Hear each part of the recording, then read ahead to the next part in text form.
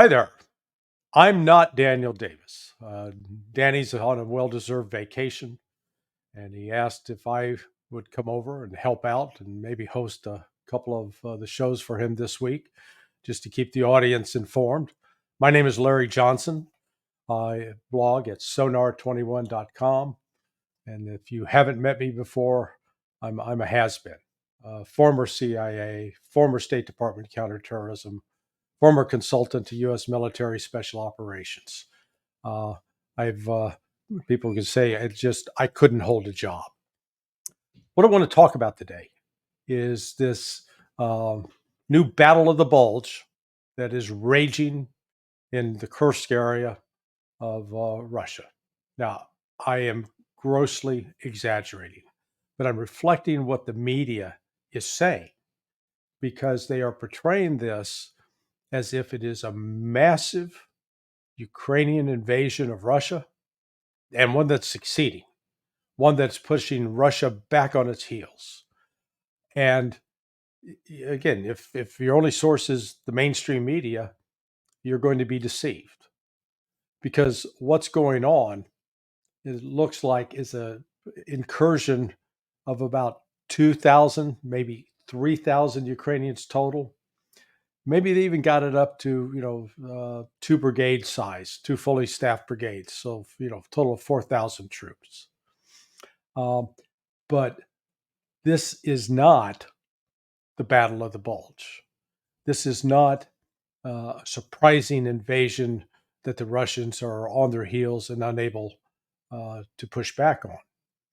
Uh, it's a plan carried out in cooperation with NATO, I believe. And the plan is simple: this. Um, the Ukrainian forces came in with the objective being the Kursk nuclear power plant. And why did they want to get a hold of the Kursk nuclear power plant? They wanted to bring it at a minimum under what's called fire control, where they could hit it with artillery or with mortars. But they wanted to get control of a nuclear power plant inside Russia to use it as bargaining leverage to force the Russians out of Zaporizhia. And Gary, if you bring up the map of Ukraine, now you see the red circle, that's the Kursk area. If you drop straight down to about the 6 o'clock position, you'll see Zaporizhia on the map. That Zaporizhia nuclear power plant is the largest nuclear power plant in Europe, not just in Russia, in Europe.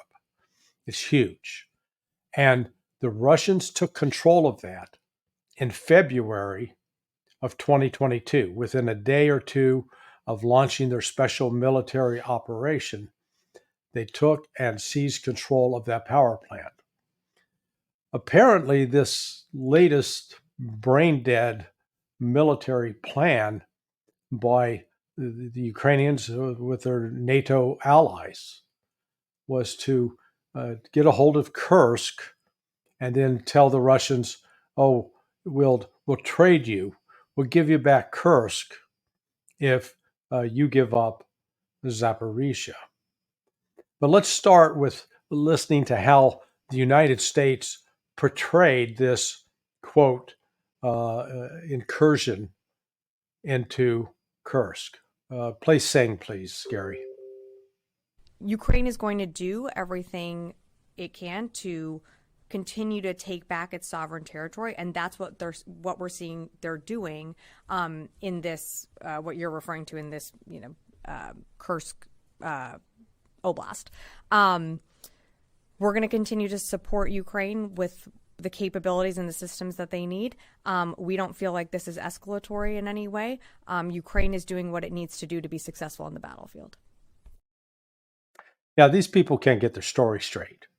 So they're there to support Ukraine in taking back its territory. So therefore, Ukraine's invading Russia. Yeah, that makes sense.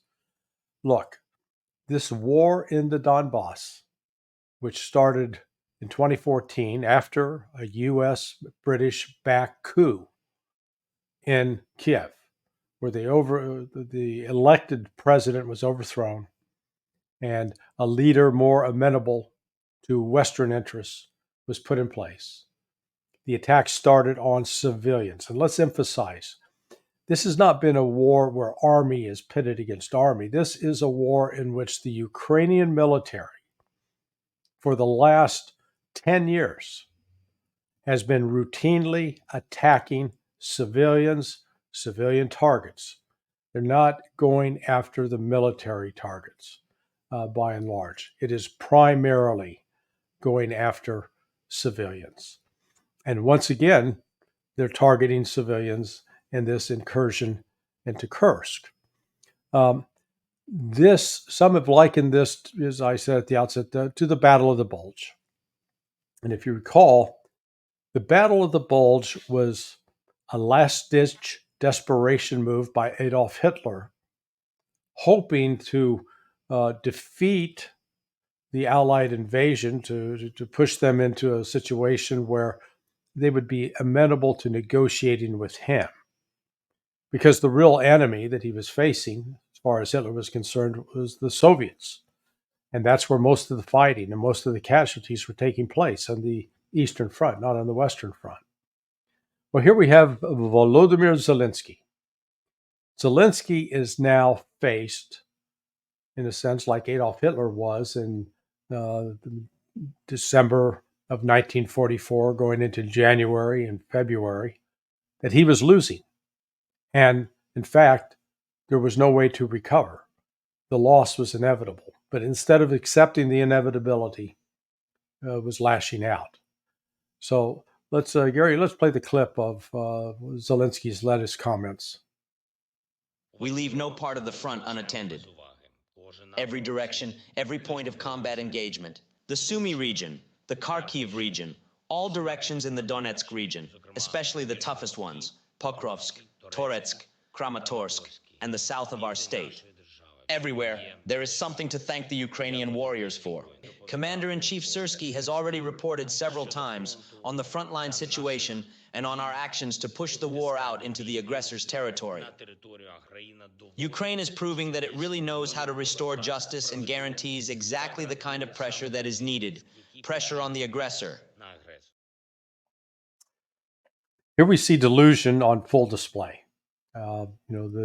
It's widely reported that Mr. Zelensky has a fondness for cocaine, and so we can always attribute some of his delusional statements to maybe he's riding a drug high.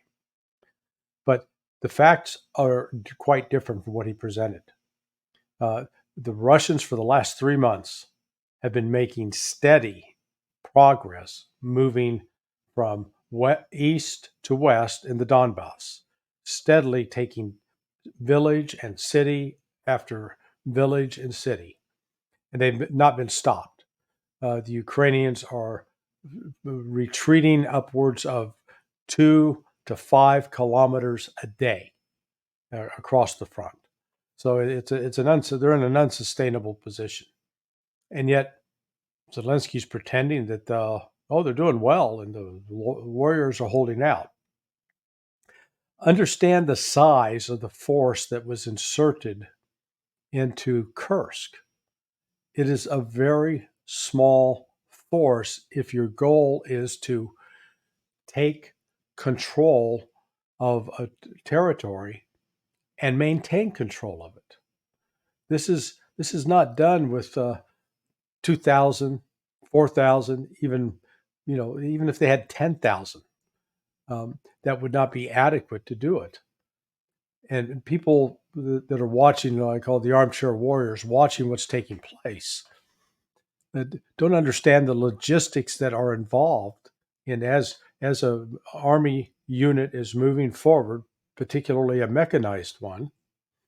Well, they don't get to just pull off the road at the local gas station. They don't have Exxon or Mobil there and pull up and say, "Hey, fill me up." They have to have fuel trucks coming along behind to refuel tanks and armored vehicles as they run out of gas. That's number one. Any ammunition that they're firing off has to be replaced because these don't. It's not like a video game where you can just type in a cheat code and somebody's going to suddenly upload new ammunition for you. That doesn't happen. They're going to have to sleep at some point. People can go without sleep for a couple of days, a few days, but then your overall functioning starts to deteriorate. So when you're faced with this whole logistics, that means you got to have people that you can operate 24/7. That means some sleep, some are awake, that they're able to move forward, and while they're moving forward, they're able to resupply. Well, that's not what's going on here. This was a mad dash by the Ukrainians.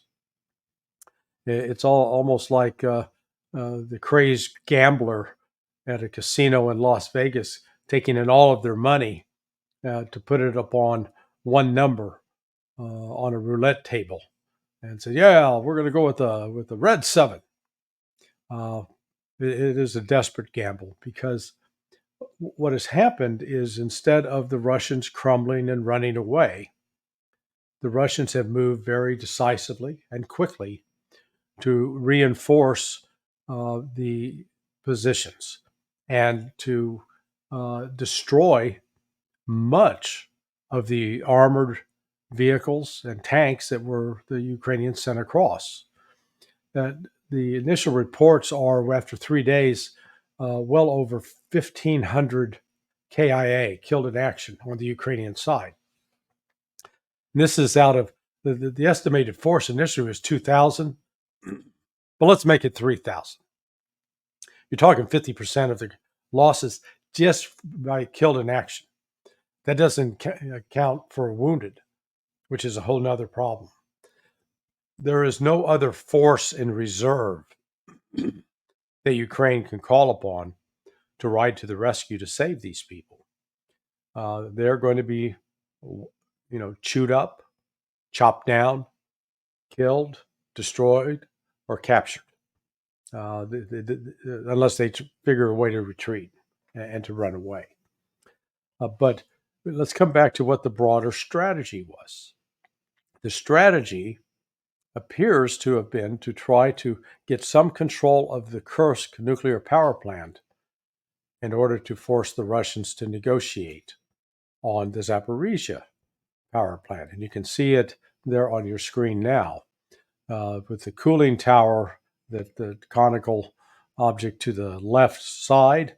There's another one next to that that you can't see in this picture. But one of those is on fire as of yesterday. I think the fire has been put out and contained, and the Russians insist that there has been no significant damage that would compromise the security of the nuclear facility and create a Chernobyl kind of a situation. So with all that being said, how's Vladimir Putin thinking about the negotiations with Ukraine? Is that on the table? Gary, let's hear from Vladimir. The Ukrainians, they're trying to improve their negotiating positions in the future.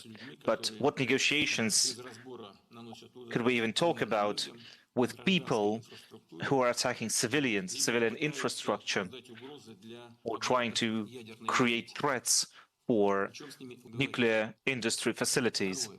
What is there to even talk about with them? Yeah, I would say that's a niet in Russian. No, there's not going to be any negotiation.